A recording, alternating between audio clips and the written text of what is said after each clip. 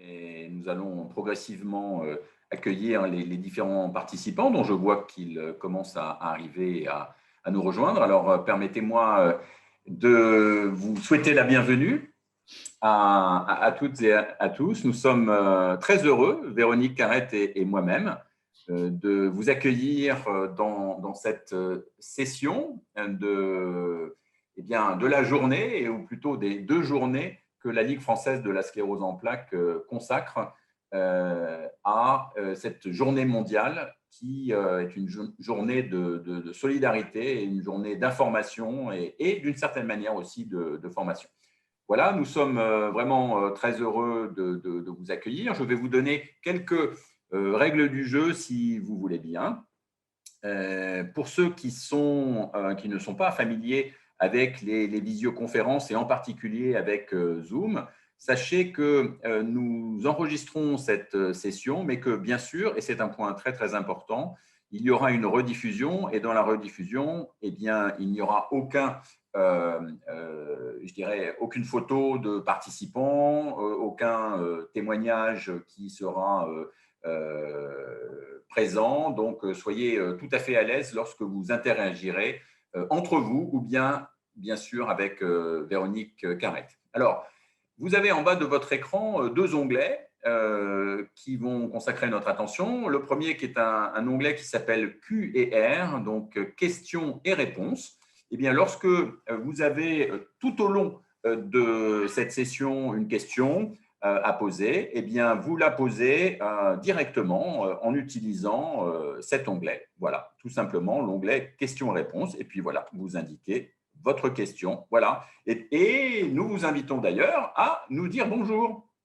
Voilà, comme certains commencent à le faire. Et bonjour, pour être, j'allais dire, encore plus intéressant peut-être, d'où vous venez. Voilà, c'est la seule chose qu'on vous demandera de bien confidentiel. Voilà. Bonjour alors je ne sais pas d'où vient Mathieu, d'où viennent les différentes personnes. Eh bien, donc vous pouvez utiliser QR et vous pouvez utiliser également discussion. Alors, discussion, ça a plus vocation à être une discussion, j'allais dire, entre vous. Et là, vous choisissez, c'est ce que permet Zoom, vous choisissez d'envoyer à toutes les personnes, tous les panélistes, les participants. Voilà, vous choisissez à qui vous souhaitez envoyer une question. Voilà, ou plutôt un commentaire. Voilà, j'en ai, je crois, terminé pour cette présentation, et je passe la parole tout de suite. Et je passe la parole à Véronique Carrette qui va vous indiquer comment elle va articuler cette session qu'elle veut, je crois, la plus interactive possible. Véronique, c'est à vous. Bonjour à tous, donc je suis Véronique Carrette, je suis sexothérapeute, sophrologue et praticienne en hypnose. Effectivement, je viens faire cet atelier aujourd'hui et en souhaitant vraiment amener de l'interactivité et à répondre au plus de questions possibles sur ce thème tellement important pour nous tous. Donc cet atelier, je l'ai appelé chaud de vent pour mettre un peu de provocation et aussi un peu d'humour. C'est vrai que c'est un sujet qui peut être délicat, et en même temps, vous savez, vous connaissez l'expression, c'est ceux qui en disent le plus qui en font le moins. Donc, j'aimerais dans cet atelier que vous posiez les questions qui vous viennent vraiment sans tabou. On va essayer, hein, sans tabou. Et puis il y a l'anonymat des questions, hein, si vous le souhaitez. Donc, vraiment, il y a pas de souci sur les questions. Donc, pour commencer, j'aimerais donner une définition telle que l'OMS nous la donne, qui est: c'est quoi la sexualité? Alors c'est c'est une bonne question. Donc l'OMS, qui est l'organisme mondial de la santé, pardon, définit la santé sexuelle comme faisant partie intégrante de la santé, du bien-être et de la qualité de vie dans son ensemble. Donc ça, c'est vraiment important parce que ça dit que la sexualité est partout. et ça, on va plutôt en parler après, le définir après. La sexualité est partout puisque nous sommes des êtres de désir. Et la sexualité, elle est souvent réduite à, et on aura un débat là-dessus tout à l'heure, souvent réduite à la sexualité génitale. Et la sexualité, ce n'est pas que ça, c'est vraiment un épanouissement de tout, de l'être en entier, y compris émotionnel, y compris inconscient, y compris, voilà, c'est l'ensemble de notre être vraiment. Donc la sexualité concerne l'ensemble de la personne, pas seulement le fonctionnement génital et le corps, même si évidemment c'est un média plutôt sympathique pour la sexualité, le corps, hein, évidemment. Donc vraiment, comme vous l'a dit le présentateur de cette session, vraiment, sentez-vous libre de poser toutes les questions que vous souhaitez au fur et à mesure de la présentation. Donc, une question vraiment très, très importante dans cet atelier, c'est quoi la libido ? La libido, vous avez souvent, enfin je pense que la plupart d'entre vous ont déjà pris des médicaments avec sur la fiche posologique une petite ligne sur les effets secondaires qui disait baisse de la libido. Ça, je pense qu'on l'a tous vu. Alors, la libido ne concerne pas que la sexualité génitale ou la baisse de désir. La libido, c'est l'ensemble de notre pulsion de vie. C'est l'ensemble de nos envies et pas uniquement sexuelles. La libido, elle regroupe l'envie, et là on l'a bien vu dans le contexte de la Covid-19, l'envie d'aller boire des coups avec les copains en terrasse, l'envie d'aller travailler, l'envie de s'habiller le matin, de se faire beau et belle. Et ça, c'est vraiment important de ne pas réduire la libido à la simple sexualité et du coup de dire j'ai pas envie de mon compagnon, j'ai pas envie de ci, j'ai pas envie de ça.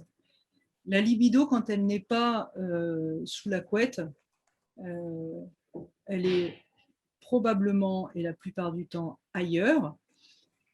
Et si elle n'est pas ailleurs, c'est là qu'on peut se questionner sur quelque chose qui ressemblerait à une petite déprime, à quelque chose comme ça. Donc c'est vraiment important d'étendre cette notion de libido à l'ensemble de notre pulsion de vie, de notre envie. Et effectivement, quand on est atteint d'une maladie chronique, cette libido, elle baisse parce que à l'annonce du diagnostic, on prend quand même, c'est un moment compliqué pour gérer ça. Et puis avec l'avancement de la maladie ou son activité, voilà, on peut avoir des baisses de libido et des baisses d'envie de l'ensemble, et qui donc, cette baisse d'envie va aussi se répercuter sur la sexualité génitale. Alors, donc moi je suis très très habituée à avoir des gens devant moi, donc et d'avoir de la réactivité.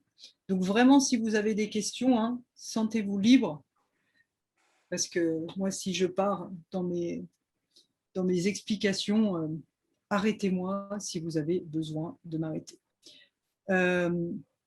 Alors, je vais vous parler maintenant des différentes formes de sexualité.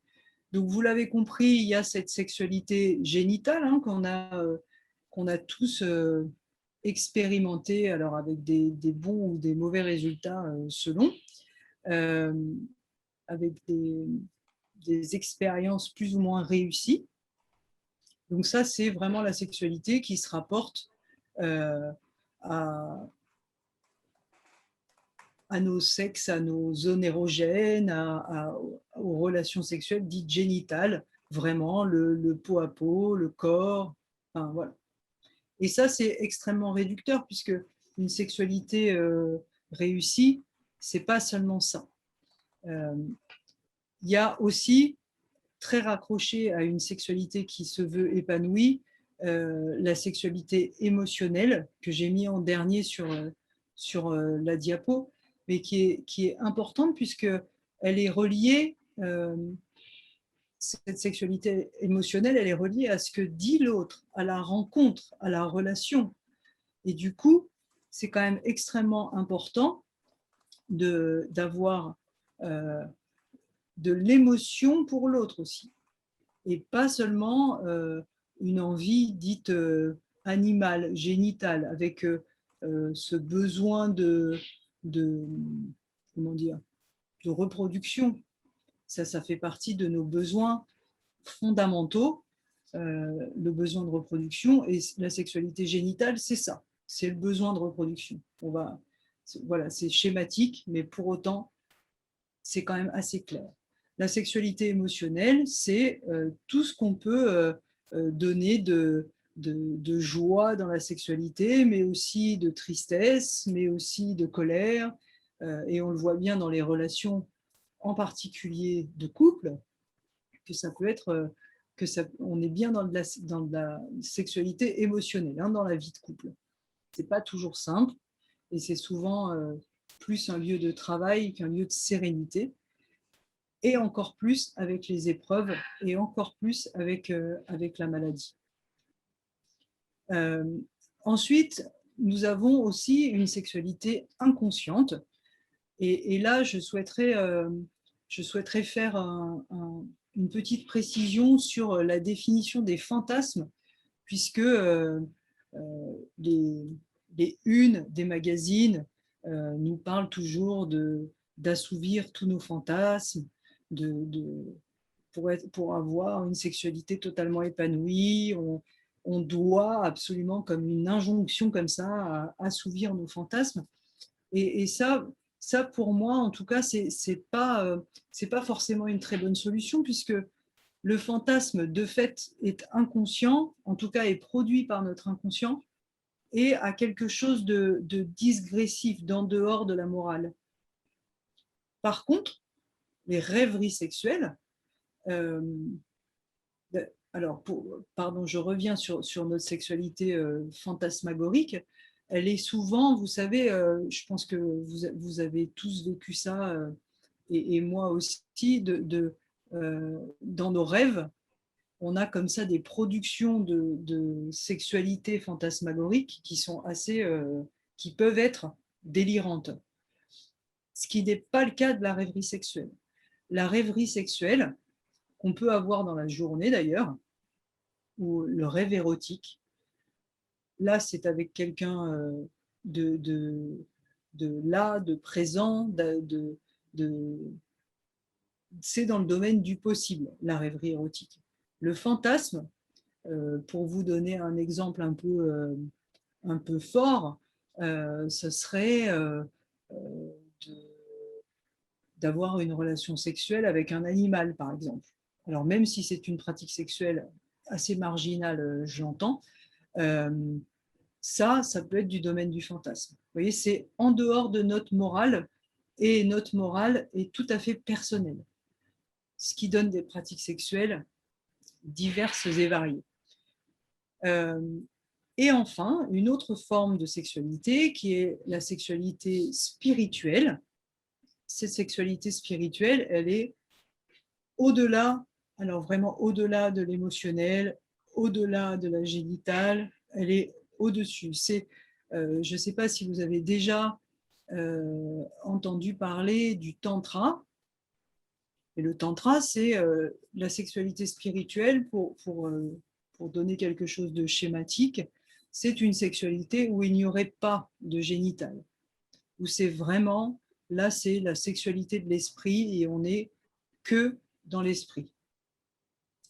Donc voilà pour ces formes de sexualité. Ensuite, nous avons une notion importante dans la sexualité qui est le désir. Et ça, c'est très important dans le cadre de cet atelier sur la sexualité, la sclérose en plaques, puisque c'est de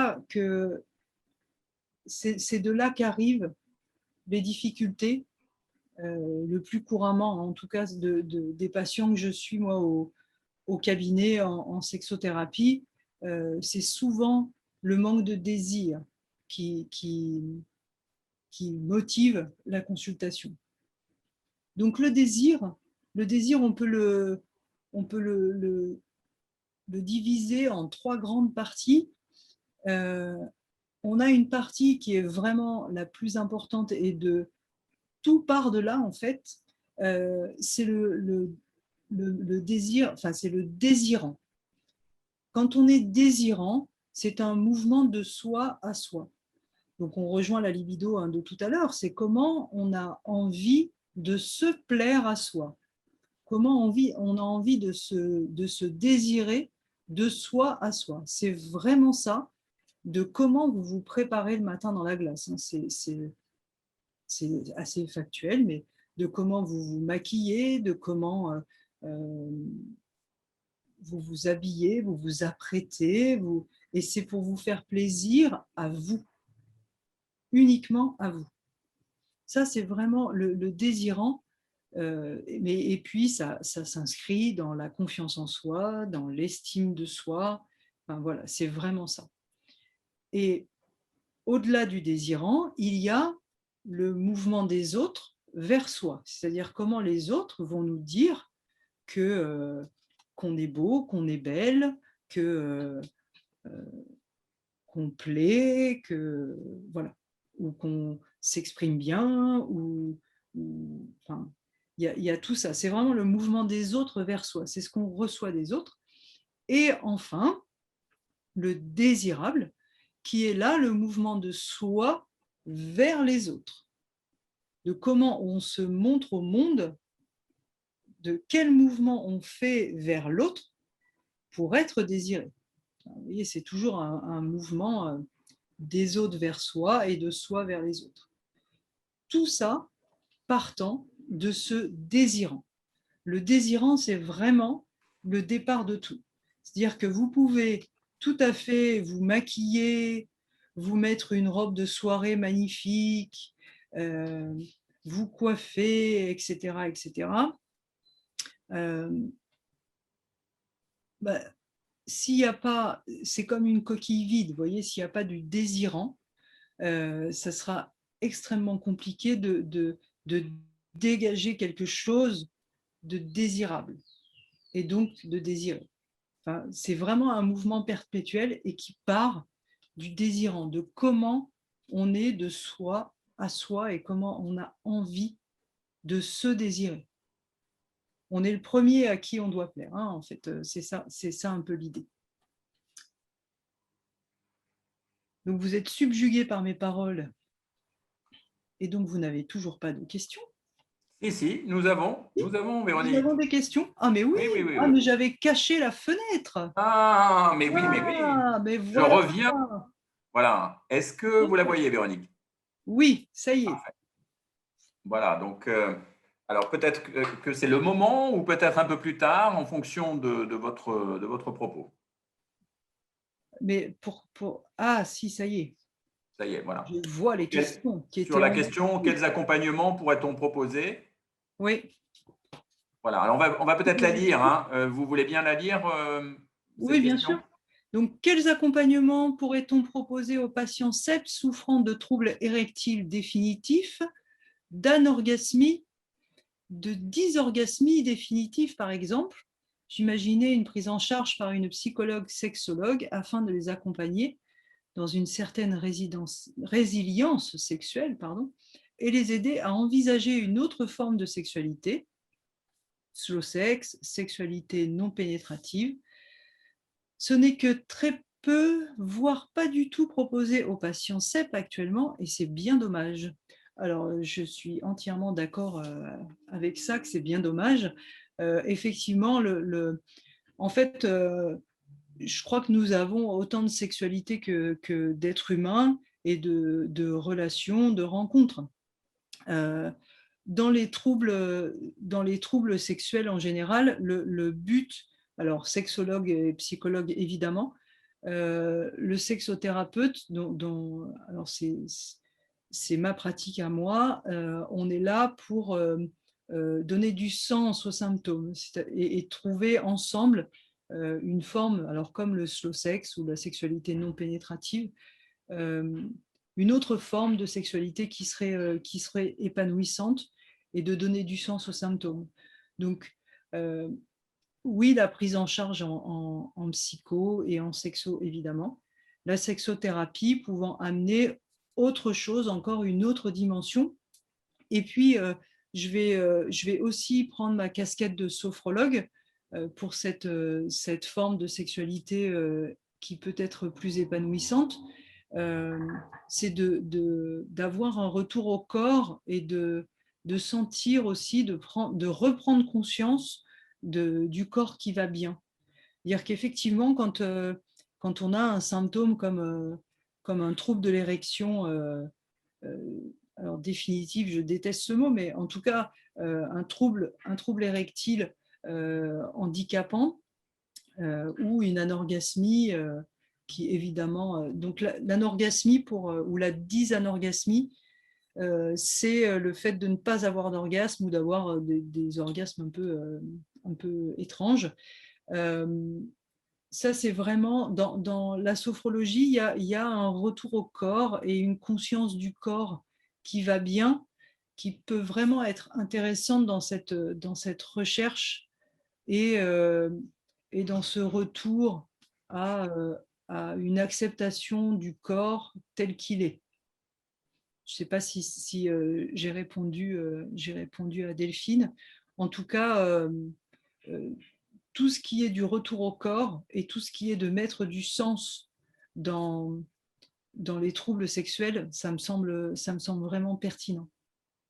Et évidemment, de trouver une sexualité qui nous va bien, bien entendu. Alors, nous arrivons à des choses un peu plus techniques. Euh, je voulais vraiment poser dans cet atelier les cycles sexuels masculins et féminins. Ça me semblait intéressant puisque à chaque phase des cycles sexuels féminins ou masculins, il y a des troubles potentiels. Donc ça, c'est pas le point très positif, mais en tout cas, ça permet aussi de pouvoir vous détendre sur ce qu'on a, sur une sorte d'injonction comme ça, d'orgasme commun ou d'orgasme qui serait synchronisé. Vous allez voir dans cette démonstration et dans ces deux schémas que ça peut être extrêmement compliqué physiologiquement, là pour le coup, d'avoir des orgasmes qui seraient simultanés entre hommes et femmes. Donc là, vous voyez le cycle, pardon, vous voyez le cycle sexuel masculin qui est avec une phase de désir, une phase d'excitation, où là, nous avons le début de l'érection. La phase de plateau, où là, chez les garçons, je pense que même si une bombe atomique tombe sur l'immeuble, il ne peut rien se passer pour lui, hein, il va aller au bout de toute façon. Et puis cette phase orgasmique, qui est la plupart du temps, dans la grande majorité des cas, associée à l'éjaculation. Donc ça, jusque-là, tout va bien. Donc cette phase orgasmique. Ensuite, on a une phase de résolution, vulgairement appelée la débandade. Ça, tout le monde a à peu près l'image. Et puis, nous avons aussi cette petite zone horizontale qu'on appelle la phase réfractaire et qui est autrement appelée le repos du guerrier. Vous savez, dans les films, on a souvent l'image après les acteurs magnifiques qui ont eu une relation sexuelle. On a le début, et puis à la fin, on a la femme qui fume une cigarette et l'homme qui dort. Donc, c'est à peu près ça l'image que l'on a. Et cette phase de sommeil chez l'homme est effectivement, alors elle est totalement relative évidemment. Certains hommes sont complètement abasourdis et prennent vraiment un coup de massue sur la tête. Et puis d'autres hommes bon, sont un peu moins endormis. Maintenant, voilà, on a vraiment ces zones-là chez l'homme qui sont pour la phase orgasmique et la phase réfractaire assez marquées chez certains hommes. Et effectivement, si dès le début on a, si tant est qu'on regarde cette sexualité génitale de façon brute, effectivement, si on a des troubles de l'érection, bah, dès le début, c'est moins engageant, voyez. Et si on a une phase réfractaire qui est extrêmement puissante et qui est pour le coup incontrôlable pour les hommes, bah, c'est aussi pour sa compagne pas très rigolo d'attendre que monsieur se soit assez reposé pour continuer. Et puis, donc comme vous pouvez le voir là, et c'est pour ça que je vous passe la diapo assez rapidement, vous avez le cycle sexuel féminin. Et donc, vous pouvez voir qu'il y a vraiment une grande différence entre les hommes et les femmes au niveau de la sexualité génitale et des processus qui s'engagent. Donc, chez la femme, vous avez la courbe ascendante avec le plateau, comme chez les hommes. Seulement, pour les hommes, le plateau est quelque chose où ça doit se terminer, ça va se terminer même si une bombe atomique tombe sur l'immeuble. Chez la femme, le moindre vibreur de téléphone ou bruit dans la rue peut couper l'élan. Comme ça, voilà, ça c'est fait et on recommence du début. Donc vous voyez que pour l'homme, ça peut être un peu compliqué de conjuguer tout ça et d'être en synchronicité avec sa compagne. Et puis ensuite, on a cette phase de montée orgasmique jusqu'à ce point orgasmique. Et cette grande chance que nous avons, nous les femmes, c'est d'être ce qu'on appelle multi-orgasmique, c'est-à-dire qu'on peut enchaîner les orgasmes. Et vous voyez bien qu'avec le cycle sexuel masculin, bah, ce n'est pas très en phase. Et puis, comme vous pouvez le voir également, nous n'avons pas de zone réfractaire, nous les femmes. Donc, vous voyez que la sexualité et l'épanouissement dans la sexualité, c'est toujours un peu compliqué et que de simplement s'arrêter à la sexualité génitale, bah, pour trouver l'épanouissement, juste au niveau physiologique, ça peut être compliqué. Donc, voici pour ça. Et puis, enfin, et c'est là que vous allez le plus intervenir, c'est, je vous pose la question à tous, qu'est-ce qu'une relation sexuelle satisfaisante? J'attends vos commentaires et autres remarques et autres questions sur c'est quoi pour vous une relation sexuelle satisfaisante.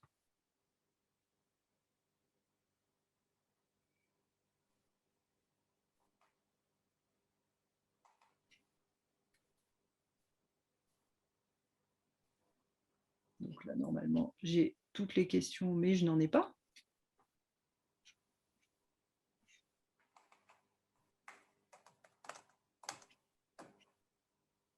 Alors, oui, j'ai donné du plaisir.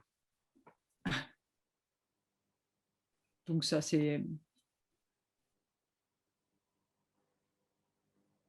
Donc, est-ce que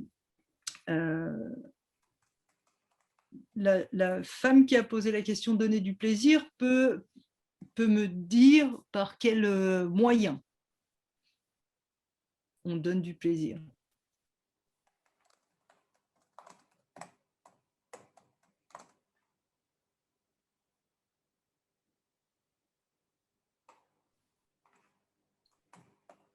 D'accord? Donc, pour moi, une relation sexuelle satisfaisante entraîne un plaisir mutuel sous quelque forme que ce soit, caresse, effleurement, massage. Mes pulsions sexuelles sont satisfaites. Tendresse, écoute de son partenaire, être désirant. Très bien. L'envie de recommencer. Ah, voilà quelque chose d'intéressant. La relation sexuelle n'inclut pas forcément l'usage des parties génitales. Donc ça, c'est vraiment intéressant puisque quand je pose cette question-là en consultation, souvent, alors c'est surtout les hommes, hein, évidemment, enfin évidemment, je ne sais pas pourquoi je dis évidemment, c'est souvent les hommes qui me disent qu'ils ont besoin du coït, de la pénétration pour satisfaire et pour considérer qu'une relation sexuelle est satisfaisante. La relation sexuelle peut être tout à fait épanouissante sans pénétration. Alors, pour les femmes, nous, on a cette grande chance, puisque nous sommes les seuls du règne animal avec les femelles bonobos à être pourvues d'un organe qui est exclusivement dédié au plaisir. Personne n'a encore trouvé une autre fonction que le plaisir au clitoris. Donc, effectivement, la tendresse, les caresses, l'envie de recommencer, c'est une jolie façon de trouver qu'une relation sexuelle satisfaisante. Comment résister aux injonctions extérieures, qui serait une injonction du partenaire ou de la société en général? Si c'est du partenaire, c'est vraiment la communication qui compte. Ah, de la société. De la société, c'est faire des ateliers avec des gens qui vous écoutent et qui vous entendent et qui vous expliquent que nous avons tous une forme singulière de sexualité et que avec l'expérience et l'âge et la lecture et le travail sur soi, on arrive à trouver sa propre sexualité et une sexualité qui nous convient, qui nous épanouit. Et puis surtout, la sexualité, je pense que c'est avant tout une rencontre avec un autre être, alors que ce soit dans des relations hétérosexuelles ou homosexuelles, hein, peu importe. Mais en tout cas, c'est d'abord une rencontre avec quelqu'un d'autre qui nous convient autant sexuellement qu'émotionnellement, que spirituellement.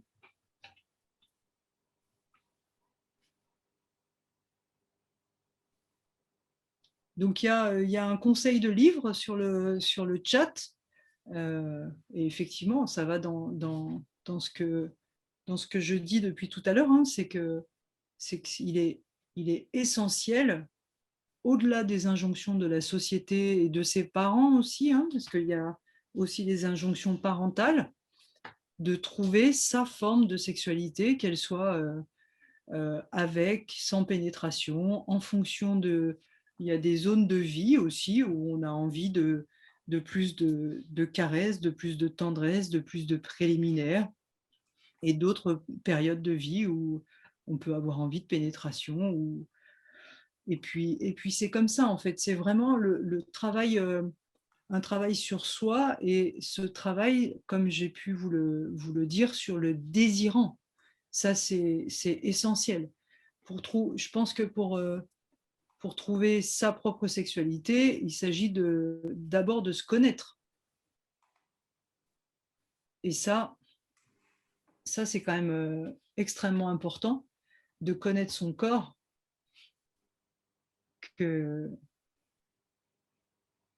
Alors, je pense que les hommes ont beaucoup à apprendre sur la sexualité non pénétrative. C'est vrai. Les hommes, alors, ça aussi, il y a de l'injonction sociétale, parentale, puisque dans la sexualité, on dit que l'homme est le sexe fort. Alors du coup, un homme, c'est censé être fort et avoir... mais les appareils génitaux disent aussi beaucoup de choses, c'est-à-dire que les appareils génitaux des hommes sont à l'extérieur, s'exposent au monde, sont là, alors que nous, les femmes, on a à l'intérieur, c'est caché, c'est planqué, et notre sexualité ressemble aussi à ça. Ça dit quelque chose de nous aussi et de notre sexualité. Et les hommes ont un pénis pour pénétrer. Voilà. Ça, voilà. Les hommes sont dans un besoin de pénétrer. Il y a un besoin archaïque aussi de se reproduire, qui est peut-être chez les femmes plus un besoin de maternité. C'est extrêmement schématique, hein, évidemment. Parler de tout ça en 40 minutes, c'est évidemment, ça reste dans le schématique.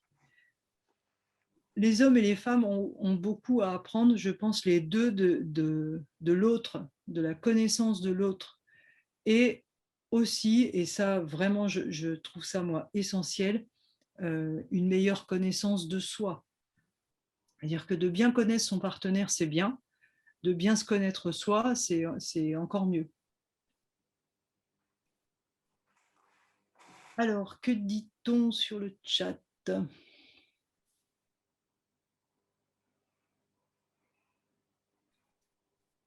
Donc là, il y a une évocation du plaisir prostatique. Donc là, je pense qu'il y a un peu de temps et un peu de tabou derrière tout ça. Donc le plaisir prostatique, donc les femmes ont d'après certaines littératures le point G, qui est en fait un plaisir lié au clitoris, hein, vraiment. Les hommes auraient aussi, eux, un point P qui se situe en deçà de la prostate avec évidemment des massages qui sont faits par l'anus, évidemment. Donc ça, évidemment que c'est encore très tabou. C'est aussi une pratique où il doit y avoir beaucoup de communication avec sa partenaire ou avec son partenaire. Hein. Et puis la pénétration anale pour la plupart des hommes est effectivement un sujet extrêmement tabou puisqu'elle relie à une homosexualité latente. Donc ça, c'est assez complexe hein, pour beaucoup d'hommes. Et puis connaître son nouveau soi. Alors qu'est-ce que son nouveau soi et déjà son soi avant le nouveau de l'actuel, c'est pas mal aussi de connaître son actuel soi. Il y a aussi dans la sexualité quelque chose de très instantané, de savoir profiter de l'instant, du moment, et pas forcément être dans la projection de ce qui va se passer, de ce qui va mal se passer la plupart du temps. Hein. C'est ce qu'on appelle l'anxiété. Et quand on a... Moi, j'ai eu un jeune homme hein, qui est venu me voir qui avait des troubles de l'érection, qui avait une sclérose en plaques. Et comme stratégie, il avait rien de trouvé de mieux que de donner des rendez-vous à sa femme. Dans la semaine, il calait un rendez-vous pour avoir une relation sexuelle. Et c'était extrêmement difficile parce qu'il était en anxiété jusqu'à l'heure du rendez-vous.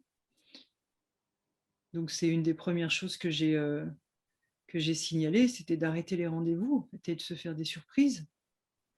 Parce qu'effectivement, on crée de l'anxiété. Alors si on a un trouble avéré et qu'en plus on se donne un rendez-vous, donc on se met une pression terrible.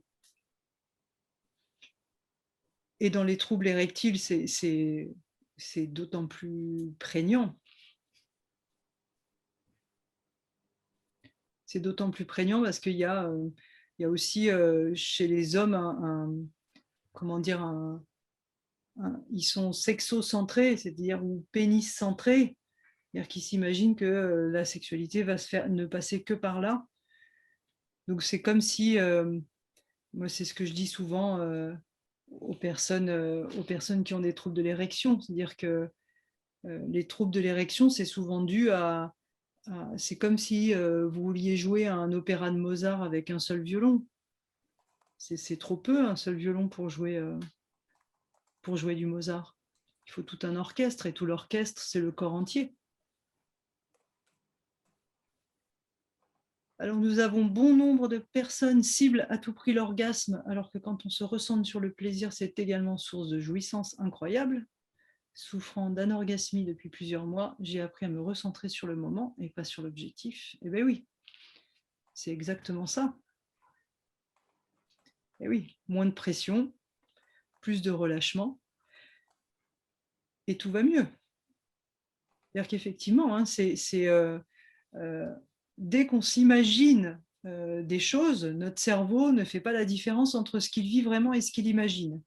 Alors du coup, si on s'imagine que ça va mal se passer, globalement, ça se passe mal. Si par contre, on est centré sur le moment présent avec du positif, de la joie et du relâchement corporel, et ça c'est vraiment important, hein, plus vous avez de tension et moins vous aurez de plaisir, c'est un peu le résumé, tout en étant relâché. Et puis l'orgasme, ça dit aussi, contrairement à aux a priori, les hommes ne donnent pas forcément d'orgasme aux femmes. C'est les femmes qui s'autorisent à avoir des orgasmes. C'est très personnel. Dire dans la rencontre, vous pouvez avoir un orgasme parce que vous vous abandonnez à l'autre. C'est une forme d'abandon et de relâchement total aussi, l'orgasme. C'est aussi ça, c'est une idée de confiance en soi, de confiance en l'autre, de confiance dans la relation. Et ça, c'est assez...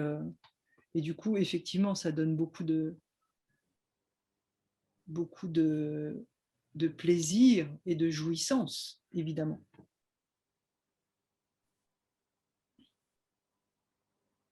Oui, effectivement, c'est très pertinent, hein, de relier le moment présent, l'abandon, la jouissance, l'orgasme.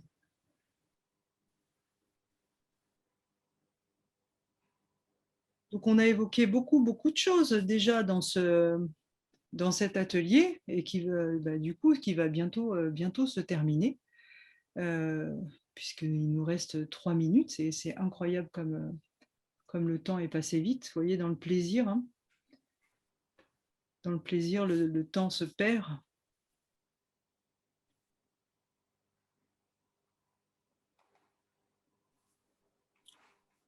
Quelques mots peut-être des uns ou des autres, de chacun des participants que je Oui. tiens et que nous tenons vraiment au nom de la Ligue et de cette initiative de Véronique Carrette et de moi-même à remercier vraiment d'avoir